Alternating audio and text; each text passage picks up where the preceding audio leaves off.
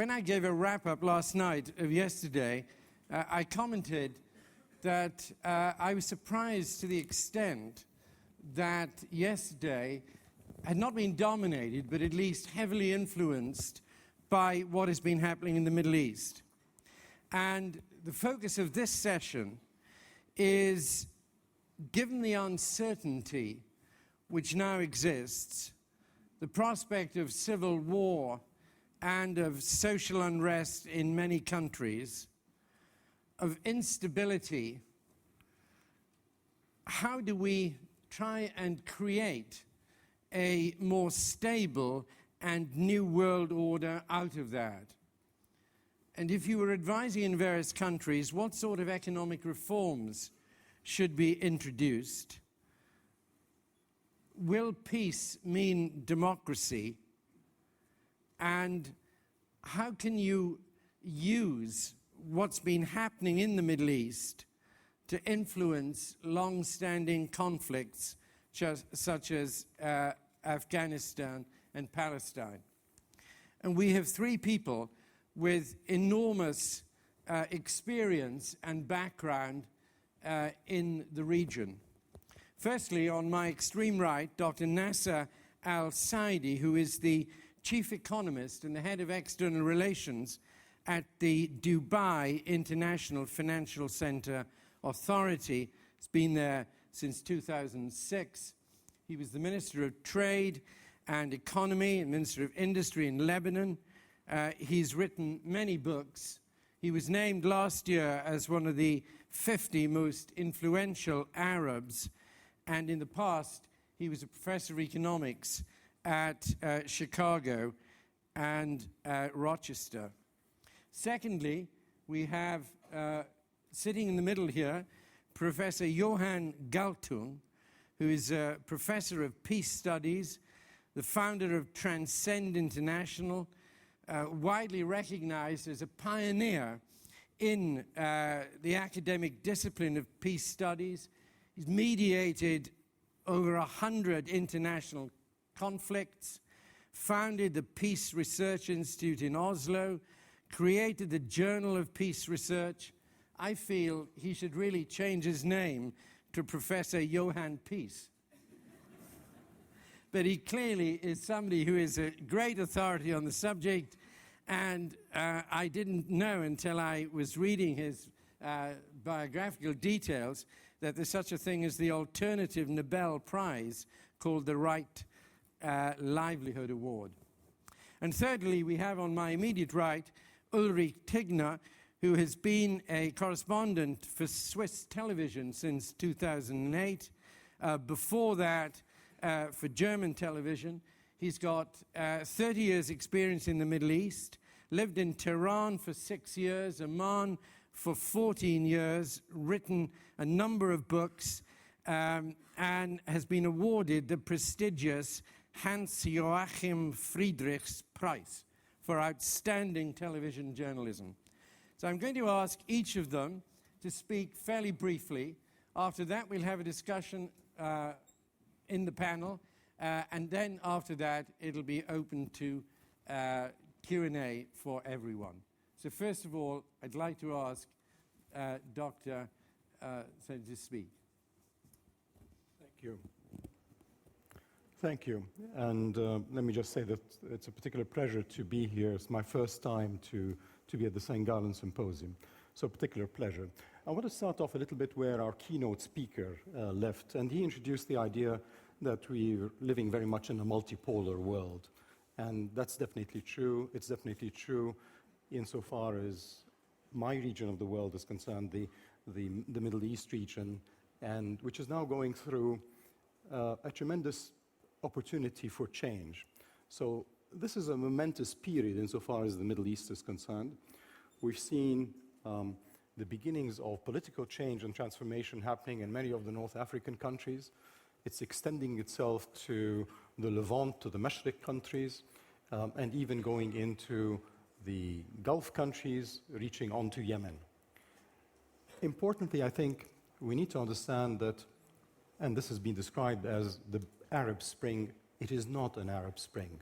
So let's not think that this is similar to what happened following the fall of the Berlin Wall. I compare it more to an Arab firestorm. By that I mean that the conditions for change, that the vulnerability is actually present in many countries and not just in the Arab countries of the Middle East. The types of vulnerabilities we're talking about have to do with demographics, very young populations. 60% of the population in the Middle East, North Africa region are below 29 years of age, accompanied by high youth unemployment. In countries like Yemen, Morocco, and others, the unemployment rate is reaching 40%. And so when you have very young populations who are also unemployed, that is a very potent and explosive mix. You also have a great deal of inequality within countries and between countries in the region. So you have a whole set of demographic vulnerabilities. You also have political vulnerabilities, the lack of accountability, the lack of participation. But accountability is a critical issue. The lack of press freedom in many cases. So another set of political vulnerabilities. The third set, which is very important, which are the economic vulnerabilities. If you look at the Middle East region, it's actually grown quite fast over the past decade. On average, something like 6%, 6.5%. Of course, you expect that because part of it is population growth. So that's merely covering 2.5%, 3% population growth. So you had growth in per capita income. But what was critical was that the growth was not inclusive. So you take a country like Egypt, which was growing fast, which the World Bank gave accolades to because it was doing well on doing business. So it was a top doing business reformer. However, there was no trickle down. That growth stayed at the level of an elite surrounding the regime. You didn't have the trickle down effect. You didn't have the pull-up effect, which is something that China has been able to do extremely well and to lift people out of poverty. So although they had growth, it did not filter down. And young people did not have access to opportunities. SMEs, which comprise 85% of the companies that we have in the region, don't have access to finance, don't have access to work opportunities, and don't have access, in fact, to the bigger scope of government contracts. Those are reserved for the big companies who are well connected to the elites. So 3 types of vulnerabilities: economic, demographic, and political. And we need to address those. So during this period, the transition from the previous order, however you want to describe it, to the new one is going to be a critical one. What I want to guard against, particularly when we're analyzing the Middle East, is that there are no quick solutions, there are no quick wins. Second, the Arab countries need to own the process themselves. You cannot impose a new order. You cannot do it militarily. We've seen failures time and again in Iraq, Afghanistan, and we've multiplied that. There are no military solutions. So we need to start dealing with the region in a very different fashion. But above all, in this case, the Arab countries themselves have to own their own transition towards something different, this new political transformation. And the objectives should be very clear. You need to go towards much more socially inclusive economic growth, much more women empowerment. For example, I've looked at if you increase labor force participation of women to the same levels that would exist at similar income levels for advanced economies, you could actually raise GDP by some 20% in the Arab countries. So from that point of view, encouraging women to participate more, removing the barriers, whatever they may be probably one of the most effective things that you want to do. But you also need to take action, particularly on the economic front. You cannot have political transformation without an economic transformation. And we need to do it at a regional level. Pranag mentioned that we are moving towards much more regional solutions. And I think it's certainly true in our part of the world that we are moving towards more regional solutions. It's not the Arab League that moved this time around, it's the GCC countries that moved this time around. So one of the things that Europe needs to think of is how does it create new partnerships and old alliances? Because the old model is broken. and it will not be rebuilt again. So you need to think differently and approach it differently. And the economic factor has to be given priority. And from that point of view, I'm calling for the creation of a Middle East, North Africa, Bank for Reconstruction and Development. Why a Bank for Reconstruction and Development? Because we are the only region in the world that does not have one. Second, because you need continuous effort. You need to build institutions. It's not a matter of trying to help in one particular year, in 2011, by giving more to the budget of Egypt, or letting the IMF intervene by selective loans. That is not going to work. What you're going to need is sustained effort over a large number of years. And the lessons that we've learned from Eastern Europe and Central Europe are that you need to sustain this effort. And therefore, a Bank for Reconstruction and Development is necessary in order to build infrastructure in the region. You cannot get job creation, which is the critical factor, if you don't have the ports, the airports, the energy, all the other infrastructure that supports the private sector in job creation. Second, you need a bank of that type because much of the infrastructure that you will require is of a regional nature to foster greater regional integration. Third, you need to put as a priority job creation. And job creation in the Middle East has got to be thought of in two phases. One is quickly in terms of what are the things that can make quick wins. There are things like tax breaks, access to finance to SMEs, a number of things that you can do in the short term. But in the longer term, creating jobs is really about creating people who can be employed. And that has to do more with the transformation of educational systems in the Middle East. We spend billions of dollars every year in universities and high schools, but the people who come out don't have the skills to be able to join the labor market. So what we need, of course, in the Middle East is a big educational transformation as well. Again, this is not going to happen overnight. This is a medium-term to a longer-term effort. So let me just stop there, Mr. Chairman, just to say the following, that this is a period of transition, and we need to deal with it with the idea that there's much hope generated in the Middle East, that if this transition comes to the right types of outcomes, then indeed this could be a period of historical transformation in the Middle East. And when I look at it, I tend to think of three episodes or three events which have been critical since the end of the Second World War. The first one was, of course, the Suez Canal crisis in 1956, which signaled the end of the British Empire as we knew it and brought in new countries, new republics across the world, including in Africa, Asia, India. Second, of course, was the Berlin Wall, which ended the Soviet Union and again spawned new countries, new republics. The third one is probably, and I don't know what history will say, but I'm willing to guess that it will be the great financial crisis and the Great Recession starting in 2007. That is going to be a central event, which has meant that the financial world as we knew it and the structure has changed radically. It may be that the events starting in Tunisia in December 2010 may be the fourth big, great event. Because if this part of the world actually transits to greater democracy, more inclusive growth, with a promise of a new dawn for the Arab world, that could be a very central event. It'll also mean for Europe that you will need to approach it very differently than you have done in the past. The old order is finished. You need to think differently of how you want to approach the region. Thank you.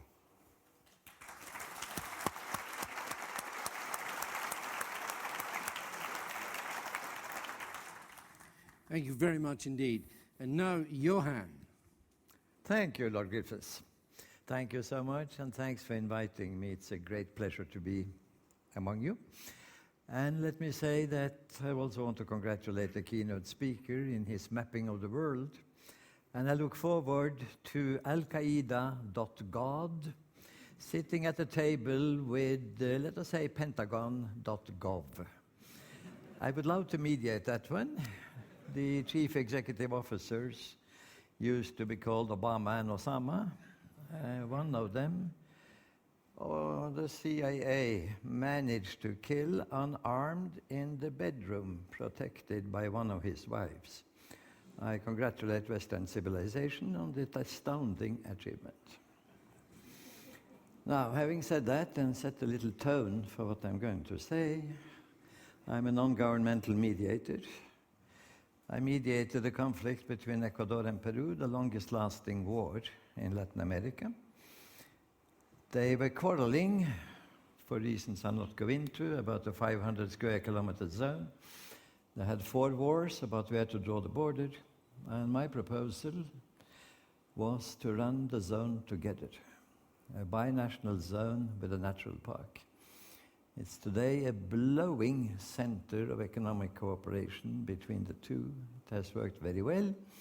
The president, or ex-president, to whom I proposed that, said, very creative, Professor Galtung, but too creative. I have been in this for 30 years. Nobody has ever said that. It'll take 30 years to get used to it and 30 years to implement it. It took 3 years. I have mediated between Danish government representatives and Muslim clerics, not about the Mohammed cartoons. That was not the issue. That was for journalists. The issue was the Danish Prime Minister's refusal to have a dialogue. He is today the Secretary General of NATO, so he enters with excellent anti-Islamic credentials. My proposal was just simply, together with Tariq Ramadan, this was a Friday in February 2006, to start dialogues Monday morning, and that the burning of Danish embassies and flags would be stopped Monday afternoon. So it happened. They were centrally organized and could be centrally abolished, and there were dialogues. So having said that, let me now take up our wonderful chairperson, Lord Griffiths' challenge. And you challenged. And I took note of the words you said. Afghanistan, Israel, Palestine. Or you said actually only Palestine, but that's okay. It's okay, okay. I'll let it pass. I'll let it pass. Let's call it shorthand, exactly. But it sounded to me like you put the problem at one place. Let us just, we pass it over, we pass it over. There is an old English tradition in that area. Now, we pass it over. Yeah. I'm Welsh, not English. Okay, British. Or Great British? Or United? Yeah.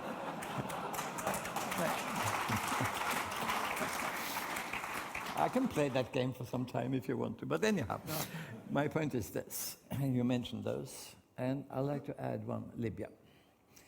And I would like to say a couple of words about what does a peaceful solution look like. You should not ask yourself the question, will this be accepted? You ask yourself the question, is it reasonable, sensible? Could it be, after some time maybe, after some digestion process, simply be the map on the world where the parties would say, it's not exactly what we thought, well, let's go for it. I start with Israel, Arab states. The proposal I put forward first time in 1971, very much inspired by the European Community, Treaty of Rome, 1st of January 1958, where it was en vigueur. Simply, you take a country that is difficult for the environment to digest, very difficult, and you apply the Monet-Schumann formula. You have been so atrocious that you have to become a member of the family. That's the formula for former Nazi Germany. It has worked fantastically well. That European Union has other problems is not the point. The point is it was brilliant peace engineering. So the formula is simply a Middle East community or an Eastern Mediterranean community with open borders between Israel and the 5 neighboring Arab countries. That would be Lebanon, Syria, Jordan, Palestine, fully recognized according to international law, and Egypt. Now, I proposed it for the first time as a visiting professor at the University of Cairo. I had a slightly older colleague who was very enthused with it and translated it, got it translated to Arabic and Hebrew. His name, incidentally, was Boutros Boutros-Ghali. And it was incredibly popular in the Arabic version, not in the Hebrew, because they wanted to expand. Their plan was not at all.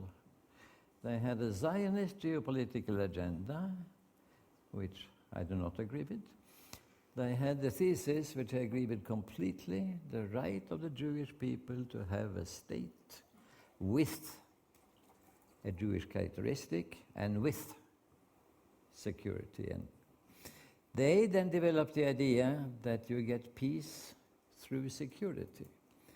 And I came with the idea you get security through peace. You simply constitute a Middle East community.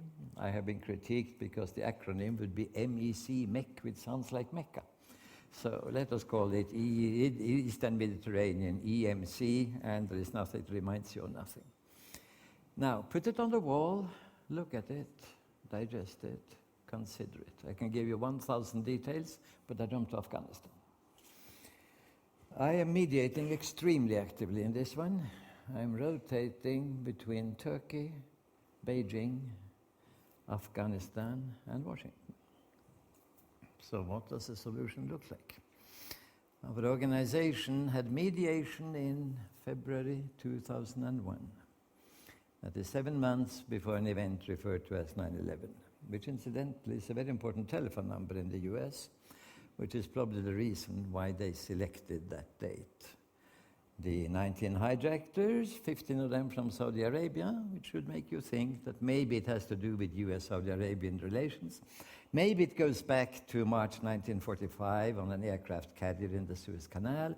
Maybe it has to do with the use of Saudi Arabia as a staging area for attacking a Muslim country and so on. Could be. I'm just indicating something.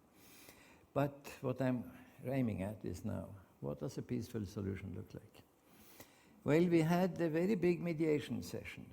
In the room were 30 sheikhs, 30 former cabinet members. This was in Peshawar. We couldn't have it in Kabul at the time. And 30 professors, completely useless because they confused libraries with reality. I'm myself one of them, and I have contributed to those libraries. But I've been walking my life on 2 tracks, you see, so I have quite a good touch with reality. And then 10 ladies who were absolutely excellent. I was praising them all the time. I got kicks on the legs. Johan, don't praise them too much. The men cannot take it, and things of that kind. So 5 ideas emerged. 5 ideas. So I was the facilitator, but the ideas came from 10 dialogue tables in a room. We had it going on for 1 week. Point 1, coalition government with Taliban. A former prime minister said, they are the moral nerve in our country. 100% Taliban is intolerable. 0% is a stupidity. If you have 0%, I'll tell you what you'll get. You'll get heroin and corruption. 0% was the decision in Bad-Godesberg in Germany at a stupid meeting. You got heroin and corruption. And you got a lot of it. And it has some sustainability. As a matter of fact, they play into each other. Point 2. Afghanistan as a loose federation. Which country in the world does Afghanistan remind me most of? You know it. You live it. Switzerland. 8 nations instead of 4, 20,000 local Gemeinde instead of 6,000. Your own nations are on the outside around you, and you have one basic nation, which is your own, the Ladino Rätoromanisch in Switzerland and Sahara in Afghanistan. Point 3. A community of Central Asian states. Afghanistan with surrounding countries. Iran, Pakistan, the 5 former Soviet republics, Assad Kashmir, and suddenly you have something with solidity. But then you go back to Switzerland and you say, of course, Afghanistan, non-aligned neutral, no foreign bases, protected by a cocoon of countries on an axis from Ankara to Beijing. This axis is Asian.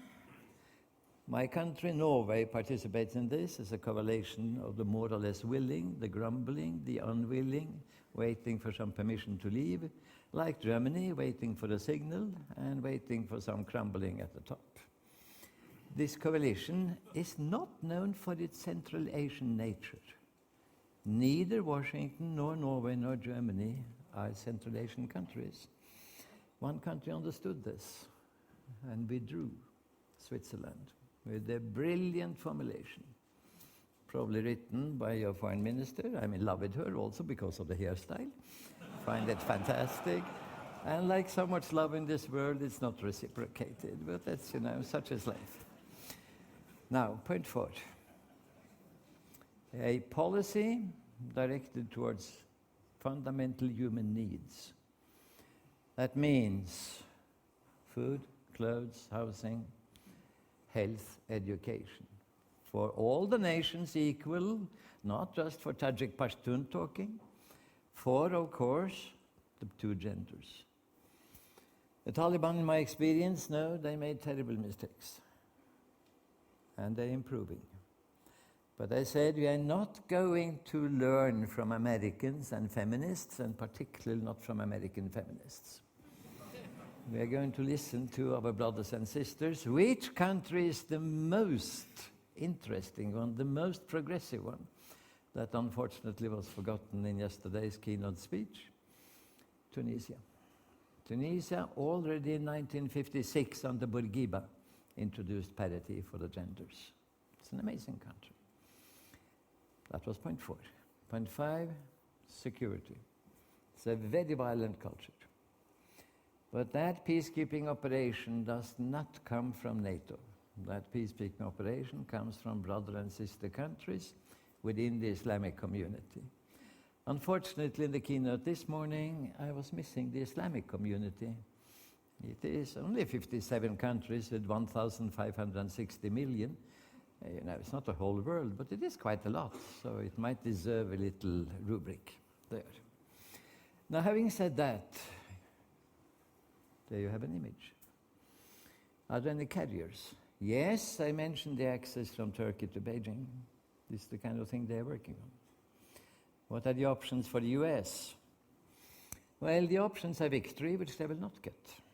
They're fighting 3 wars at the same time against Taliban in the sense of Islamists. They also exist.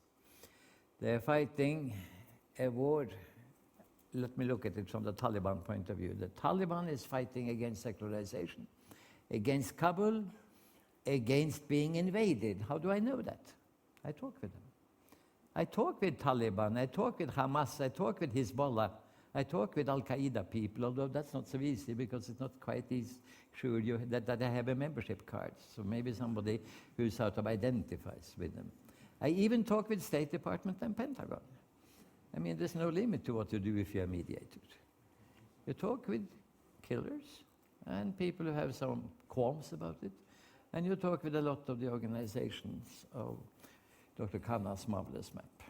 Now, having said that, the condition is to talk, ask them, what does the Afghanistan look like which you would like to live in? I do not consider US to be a legitimate country answering that question, except for one thing. US has one legitimate demand: no attack from Afghanistan. They are doing their best to guarantee 100 years of attacks from Afghanistan.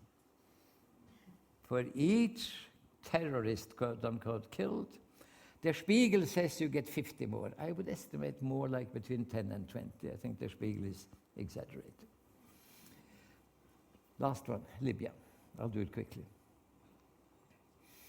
Well, there are many things going on. You have, of course, a group that was founded in 1981, the National Foundation for the Salvation of Libya in Benghazi, founded by CIA. A couple of years later, CIA founded the Libyan National Army. It's very violent, and they've had a lot of attacks on the Gaddafi regime.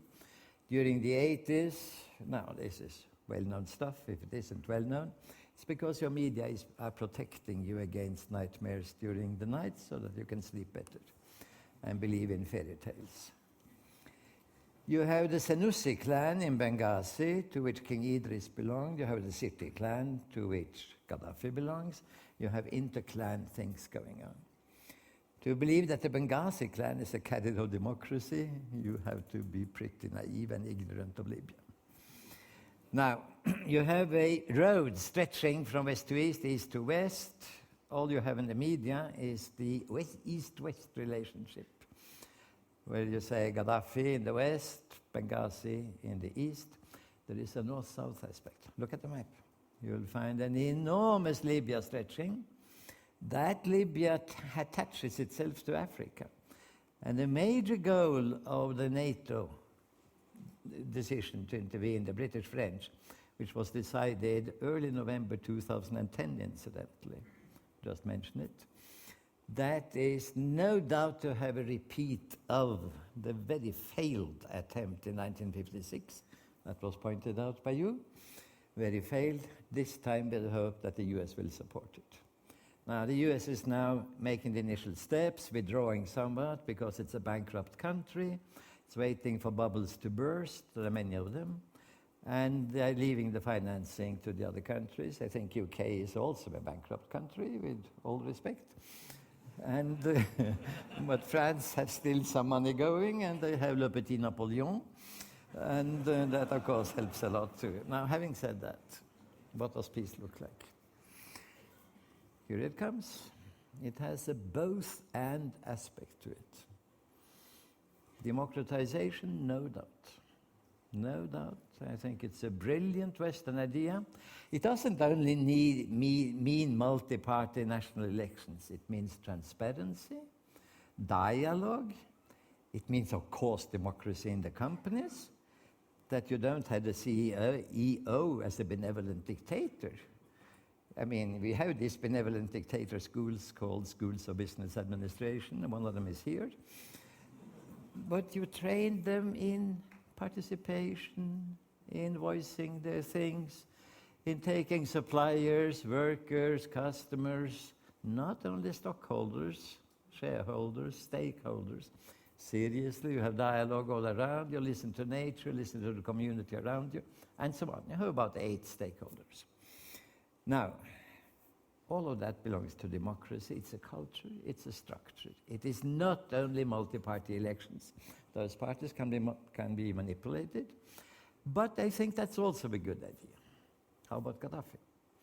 We have to know who he is.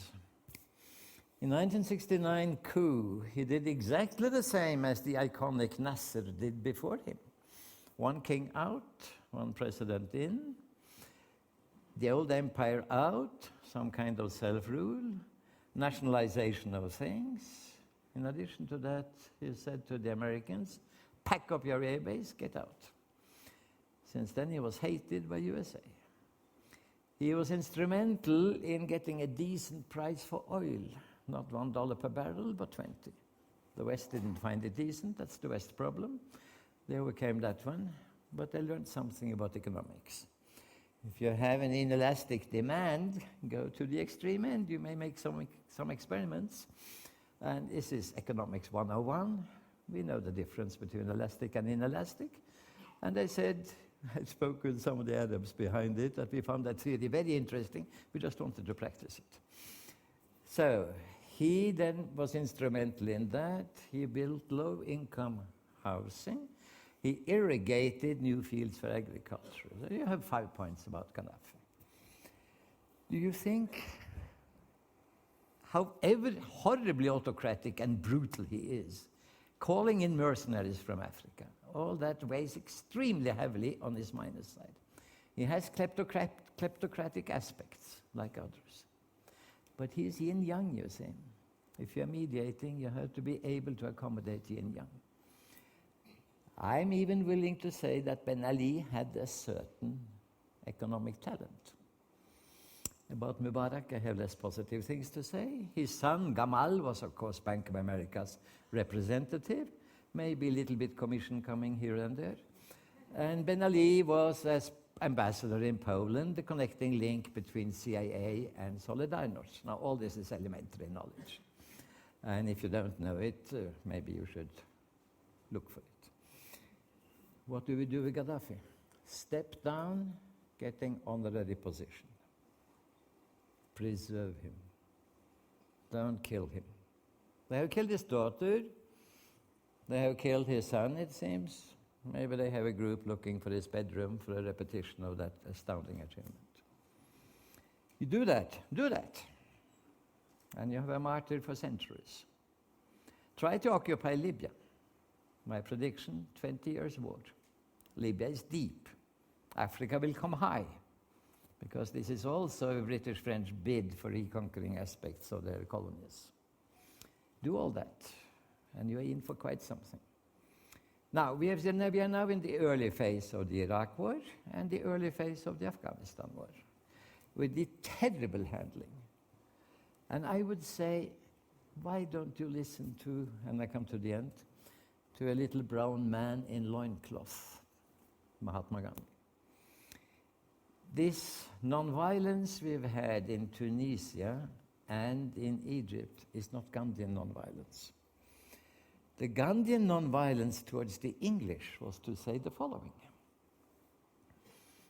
I want more Englishmen and women to live in India after Swaraj, self-rule, but not as colonizers. In other words, you distinguish between the person and the issue. And thus it was, and thus it became. Maybe we have a couple of things to learn. Thank you. Thank you very much.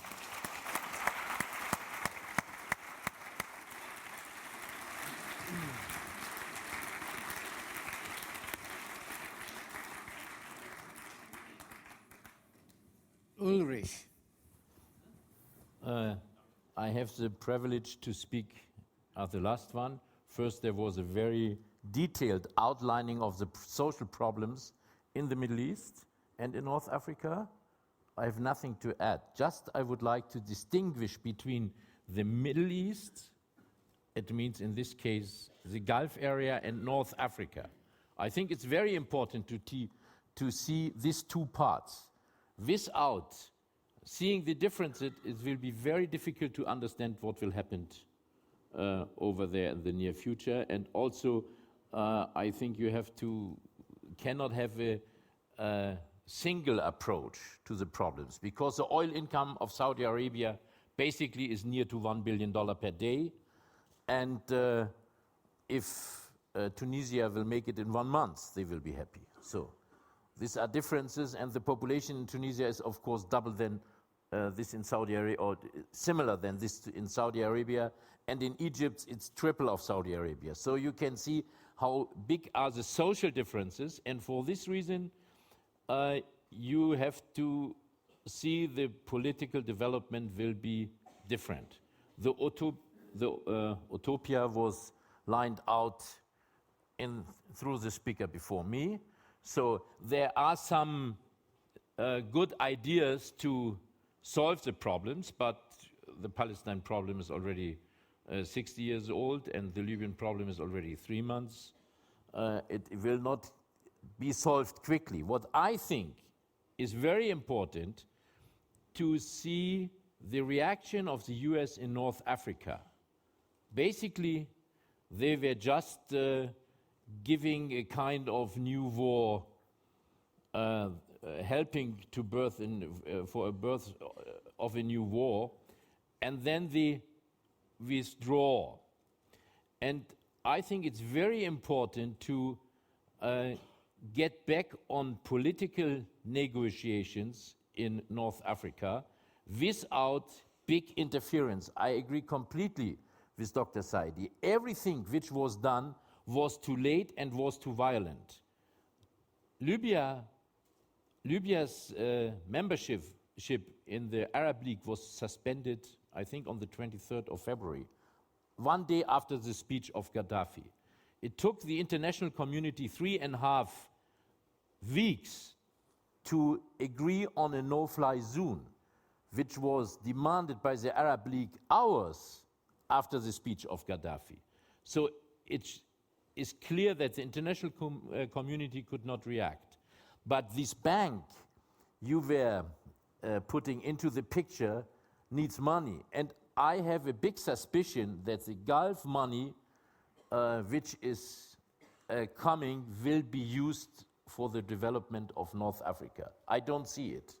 So I think the money should come from Europe.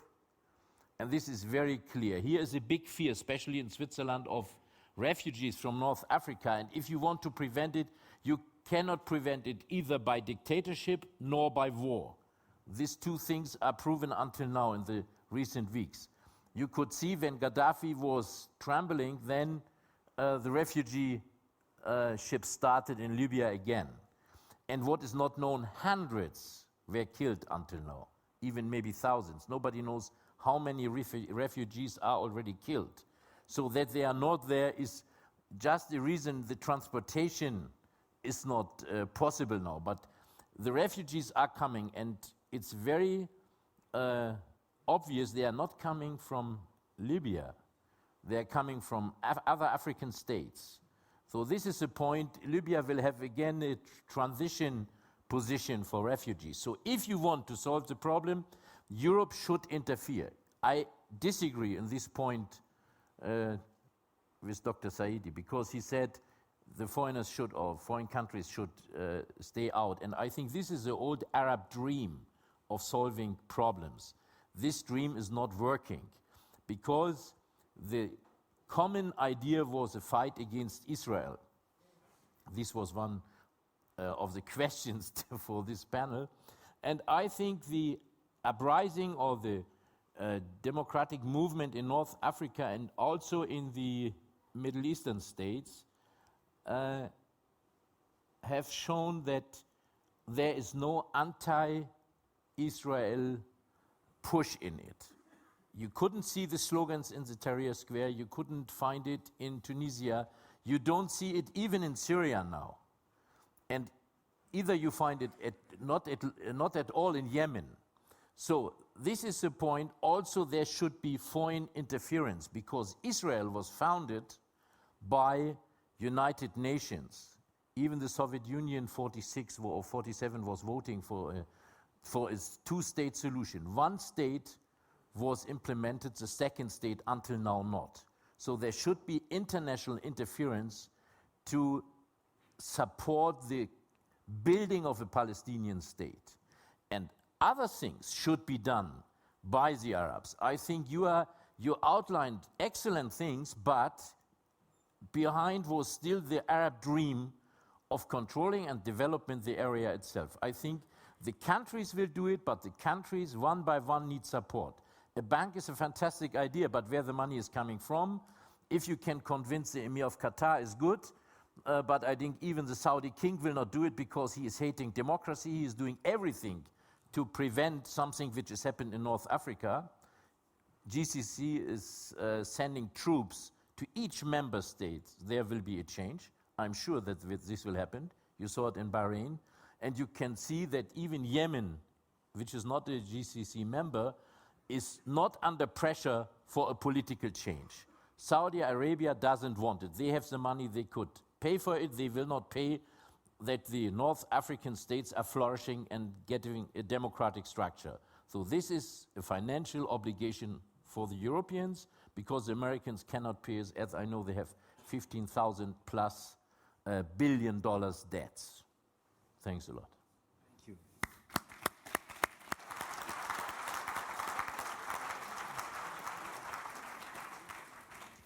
Dr. Saidi, I wonder if you'd come back to the point of European intervention. But can I also ask you, and then we're going to throw it open to the floor, can I just ask you, in your very interesting statement about the economic nature of dissatisfaction, especially among young people, it seems to me that a lot can be done in liberalizing economies and so on, improving education within countries, and as a result, you may have very different political outcomes. I mean, the degree of democracy you have, there's no direct relationship between, I think, addressing the economic problem and having a sort of more Western-style democracy. I wonder if you could comment on both these issues. Sure, let me get back to that. But first, the idea that the Arabs should own it is really the message that we've had enough wars, we've had enough destruction. In all my life, as somebody from the Middle East, I've lived with the shadow of war hanging over me. I come from a very small country called Lebanon, that within all my life, I've had nothing but wars and violence and the rest. And it is not something that we've created. It has always been intervention from outside. So what I'm saying is that for once, maybe, where we missed out in the past in terms of owning our own future, this is the time at which we need to own our own future. That does not mean that Europe does not have a role to play or that the US does not have a role to play. And let me identify what that is.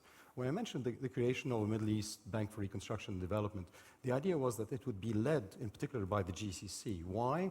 Because the higher oil prices that we've seen since Tunisia, adding some $20, $25, will mean that they'll have a surplus just from that increase of $20 of something like $60 to $70 billion worth. Okay? That is a surplus. So even if just a fraction of that is used for the setup of a Middle East bank, then it is money well spent. Why would the GCC countries do it? Because it is in their strategic interest that there is stability in all the countries surrounding them. The last thing Saudi Arabia wants is destabilization in Egypt, because we have porous borders, it'll go in.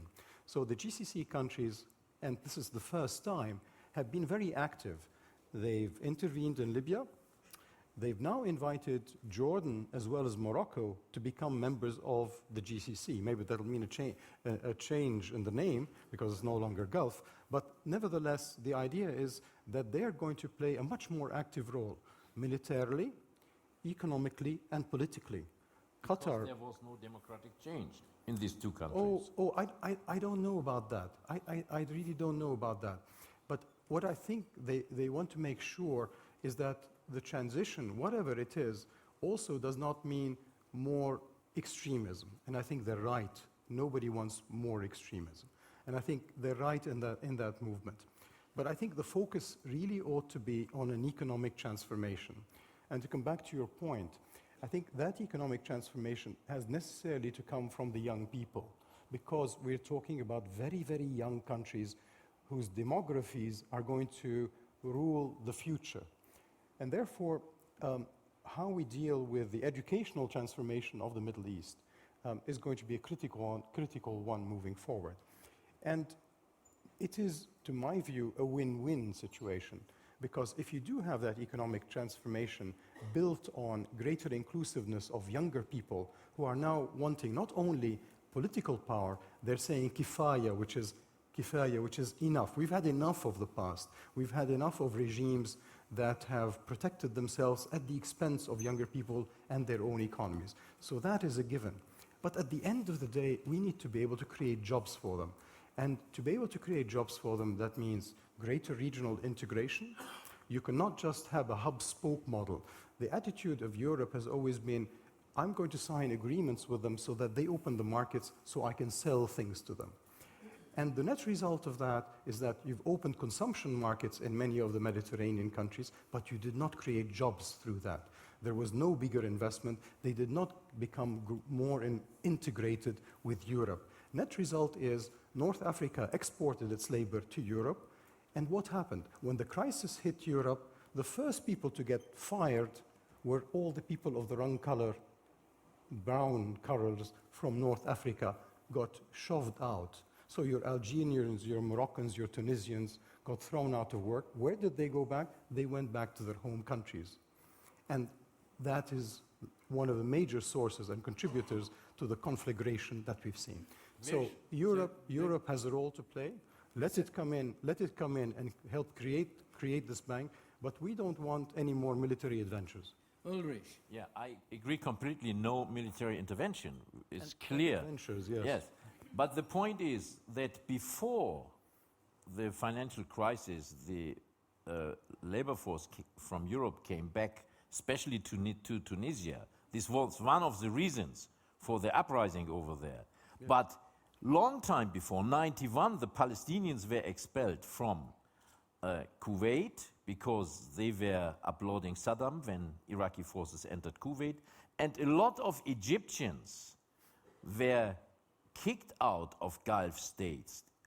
And in addition, 2 million came back from Iraq.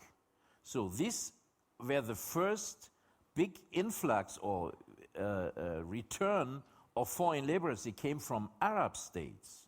This is now the second wave, 2007, and the demographical situation is a different one, and the cultural and political situation is a different one. And when you said Jordan and Morocco are maybe accepted as new members in the GCC, it's, in my opinion, it's a Saudi policy to make a kind of coalition of kings in the region to prevent the process of democratization. Can I say, it's not simply a dialogue between two people. We must open it up. Could we have the lights on, please? I would like to add 2 words to that one, if you permit me. I think the GCC... Just 2? Just because 2. we already know peace highly takes problematic. You will get the uprising from the non-Arabs within 2 years, I guarantee you. It's not the Arab Spring, it's the non-Arab Spring. Point 2, you will have a collapse, a major collapse of the dollar in all probability within 2 years. I wish and hope that you will contemplate the BRIC solution or special drawing rights combining 3 currencies for your brilliant scheme. Thank you very much. I should say that Professor Galtung is both a sociologist and a mathematician, which is, I think, a rare combination. Could we now have the lights on, and a gentleman here and then a gentleman there? If you can introduce your name, say your name and then question. If you can keep the questions short, and if we can keep the answers short, we'll have more questions. But time is running out. Sure, Raj Singh, just 2 countries that have not been mentioned in all of your discourse this morning is Iran, because Iran also has a proxy role in this whole issue here. And the second one, maybe a positive role could come from maybe Turkey, which has not been mentioned. Just comments from any one of you on those 2 countries. Let's start with Ulrich, then Professor, and then Dr. Saidi. I think Iran is out of the region I was talking about, and it's more connected to Afghanistan, and I think it's a problem which will be in the focus in the next year. Because of the Arab uprising, maybe the escalation about the atomic program was postponed for 12 months. But this is the maximum period, I think. And Turkey, it's right. Turkey has a solid trade relation to most of the countries, and they are politically very much accepted because they are an Islamic country. I think they can play a big role, and they are doing very active diplomacy in these days. It should be mentioned if you speak about solutions. You're completely right. Johan. Turkey is a key country, has a brilliant leadership of the 3 persons at the top, particularly the foreign minister, Davutoglu. And I can just convey to you the idea that they are thinking about Libya and about the Middle East. It's very similar to the one I presented. They're also very active with Afghanistan. Iran, I've had very much to do with that country, particularly in somewhat older times. When I talk with the Iranians, there are 4 figures that come up. It's not nuclear. 1953, 1953. The toppling by CIA and MI6 of a legally elected prime minister. If key people, head of government, head of state, of United Kingdom and United States could have a joint session on some TV saying, don't apologize, don't ask for forgiveness, but simply saying that was not a very fortunate thing to do, they would be embraced. There is no way to any peace with Iran. The road to peace with Iran passes through 1953. It is not primarily a nuclear issue. Iran has certain puberty characteristics. They love the world to believe that they are brewing an atom bomb. They love that. I myself, according to my information, they're not doing it, but they love people to believe it. I repeat, conciliation with the past. Now, you have dealing with two of the most arrogant countries in the world, United States and United Kingdom. The question is whether they will be able to confess that they made something that was a little bit unfortunate and perhaps could have been undone. Undone is the key word. Lord Griffiths. Thank you. Just very quickly. In this republic, I go by the name Brian. For bribe associated with some money, this would cost nothing. Dr. Saidi. Very quickly. Both of them are geographically, economically, and demographically important. You're not going to be able to have peace and stabilization in Iraq without agreeing that with Iran. So it's going to be a critical player, in my view, both for Afghanistan as well as Iraq. The idea that you're going to have solutions imposed from outside through military intervention, reconstruction of Iraq, without the surrounding countries is a pure illusion.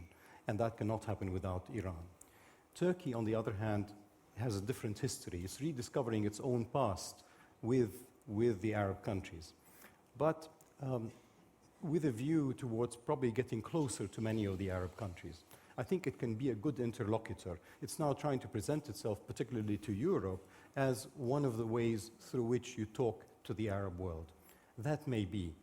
My recommendation, however, is that you need to start talking to the Arab world directly, without intermediaries. Turkey can play an important role. It's now talking directly to China. And within 5 years' time, not much longer than that, Chinese infrastructure, road transport, rail transport, will have reached Turkey. That means we're going to get, if this happens, a big transformation of Central Asia, because infrastructure is transformational by its very nature.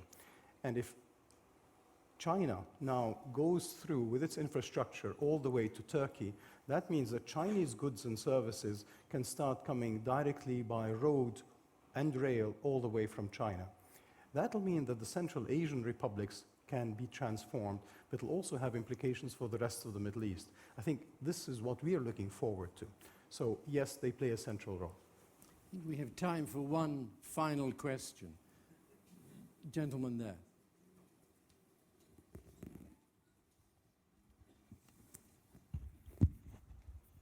Thank you. So Markus Heimanen from Aalto University in Finland. And obviously, Europe and North Africa and Middle East have a history of thousands of years of like economic and political and cultural exchange, some of it peaceful, some of it quite violent. And so would it be desirable and would it be possible for the European Union to once return to the old southern and eastern borders of the Roman Empire in Sahara and in Middle East? Thank you. Johan.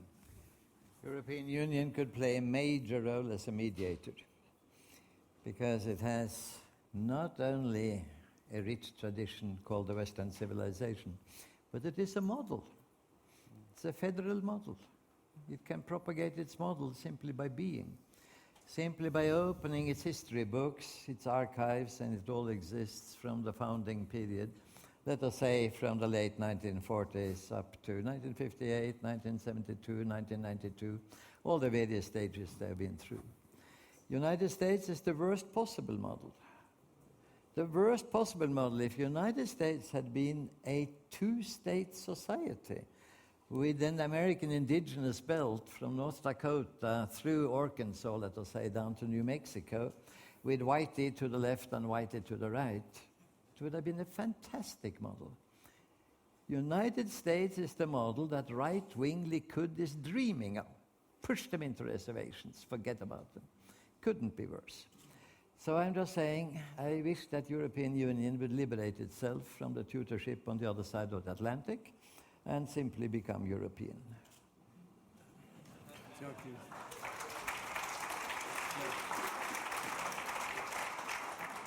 Saidi. Europe has been much too focused just on the idea that in engaging with the Arab world, you should just look at the Mediterranean. You cannot reproduce the Roman Empire or anything even close to that because economic geography as well as financial geography have changed very radically. What you need to do is to engage with all the countries of the region and not just the Mediterranean. And in my view, you need a new alliance, not just with the Mediterranean countries, but also with the GCC countries, because they have the resources and they have the strategic interest to engage with Europe. So the new alliance that really has to be put in place is very different from the old ones. Create new channels of communication, and above all, let's forget military solutions. Ulrich. Yeah, I can add, let's forget military solutions. I agree completely. I spend a lot of my time in Iraq and Afghanistan, and I have a big fear that the history will repeat itself in Iran. There are some signs for it.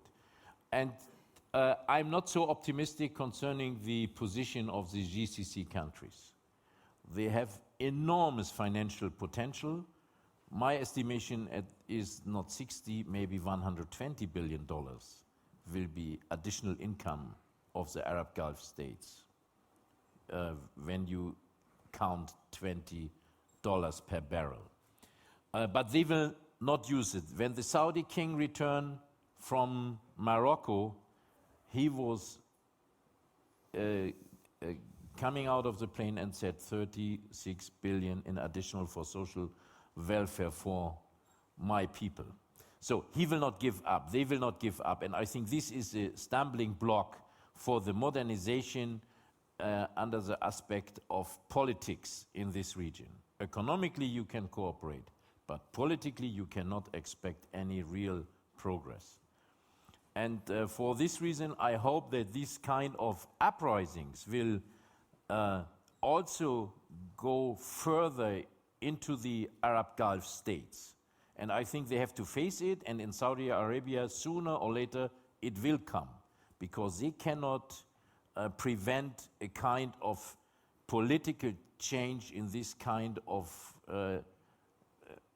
dictatorship based on monarchy and religion. Ladies and gentlemen, unfortunately time has gone and we don't have time there for more questions. But can I say, on behalf of you all, can I say to the panel, your experience in these countries has been extraordinary, your knowledge of history, but also the sense of realism, but of optimism, sometimes pessimism, which has come out, has made this a fascinating session. So can I ask you to show our appreciation